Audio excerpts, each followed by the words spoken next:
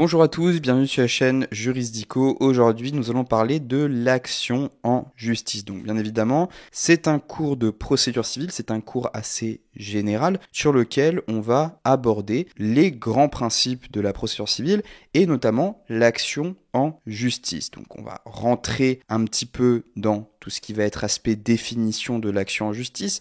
On va voir tous les tenants et les aboutissants de l'action en justice. Et dans d'autres vidéos, on va approfondir certains pans de l'action en justice pour vous permettre vraiment de bien connaître cette notion. Donc, n'hésitez pas à vous abonner dès maintenant à la chaîne pour ne rien rater des nouveaux contenus. Donc l'action en justice, elle est définie à l'article 30 du Code de procédure civile. L'action, c'est un droit pour l'auteur d'une prétention d'être entendu sur le fond de celle-ci afin que le juge la dise bien ou mal fondée. Pour l'adversaire, l'action, c'est le droit de discuter le bien fondé de cette prétention. Donc là, on voit que cette définition que nous donne l'article 30, elle comprend le droit d'action du demandeur, mais aussi le droit de répliquer pour le défendeur. Ça veut dire que le demandeur, il a le droit de porter une prétention en justice, et le défendeur, il a le droit de discuter le bien fondé de cette prétention. Donc on voit que cet article 30, il est construit en deux temps. Il y a d'abord le droit d'action du demandeur et le droit à la défense du défendeur. Et concrètement, on va partir de cette définition pour analyser un peu plus l'action. L'action, qu'est-ce que c'est ? C'est un droit. L'action, c'est un droit même qui est spécifique et qui va permettre au plaideur de faire entendre sa prétention. Lorsque le plaideur va saisir le tribunal, un juge va devoir statuer sur le bien ou le mal fondé de cette prétention. Et il est obligé de statuer. S'il ne le fait pas, c'est un déni de justice. Le tribunal doit statuer. Toutefois, faites attention puisque l'action, le droit d'agir, il est limité. Il y a certains délais dans lesquels vous pouvez agir en justice. C'est par exemple les délais de prescription. Vous avez par exemple les actions mobilières qui se prescrivent par 5 ans. Donc analysez bien puisque en fonction de chaque litige, vous avez un point de départ du délai de prescription, vous avez un délai de prescription spécifique qui s'applique. Si vous êtes au-delà du délai de prescription, vous n'avez plus le droit d'agir en justice.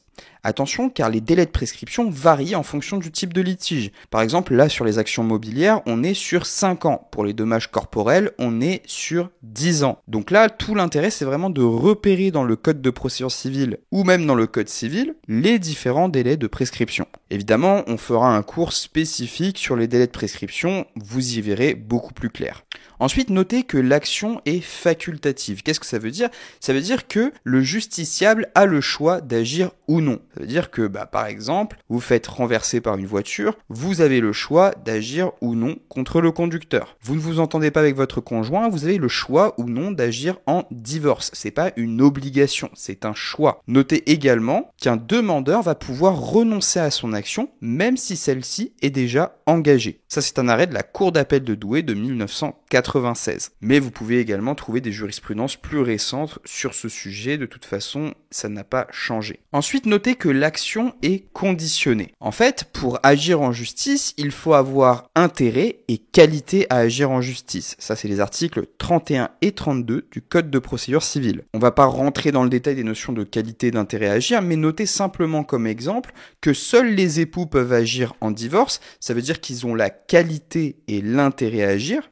Ils ont qualité parce que c'est les deux qui sont concernés par le contrat de mariage, et ils ont intérêt, c'est un intérêt qui leur est commun, qui est subjectif. Ils veulent divorcer parce qu'ils ne s'entendent plus, etc., etc. Bref, c'est les raisons qui les motivent à agir en divorce. Inversement, la belle-mère, elle ne peut pas agir en divorce pour le compte, par exemple, de sa fille. Pourquoi ? Parce que même si elle a intérêt à agir parce qu'elle n'aime pas le mari, par exemple, elle n'a pas la qualité, elle n'est pas concernée par le contrat de mariage. Donc forcément, elle ne peut pas agir pour le compte de sa fille. Seule sa fille a la qualité pour agir en divorce.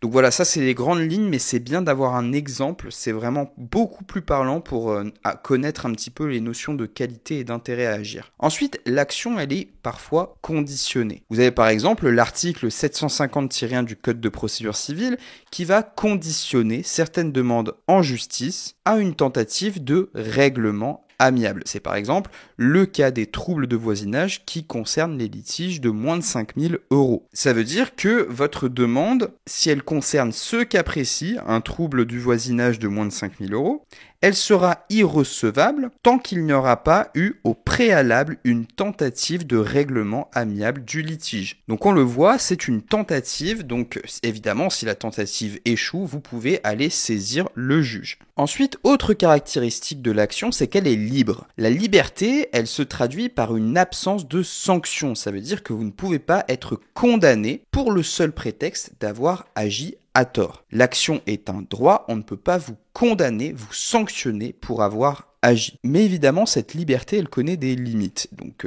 évidemment, les limites premières, c'est celles qui sont liées aux dépens et aux frais irrépétibles, puisqu'en général, le perdant, il est condamné aux articles 696 qui concernent les dépens et à l'article 700 qui concerne les frais irrépétibles.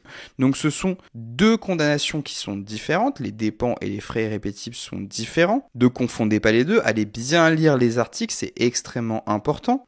Mais concrètement, notez que même si le fait d'agir n'est pas sanctionné, si vous perdez, vous pouvez vous voir condamné aux frais irrépétibles et aux dépens. Ensuite, deuxième limite à l'action, c'est que même si ipso facto, le fait d'engager une action n'entraîne pas la responsabilité, par contre, l'action qui est jugée abusive ou dilatoire, qui est prévue par l'article 32-1 du Code de procédure civile, là est sanctionnée. Et l'article 32-1 du Code de procédure civile dispose que celui qui agit en justice de manière dilatoire ou abusive peut être condamné à une amende civile d'un maximum de 10 000 € sans préjudice des dommages et intérêts qui seraient réclamés. Donc on le voit, celui qui abuse de son droit d'agir en justice ou qui fait traîner l'action en justice peut être sanctionné. Et il est sanctionné lourdement d'une amende civile d'un montant maximum de 10 000 €.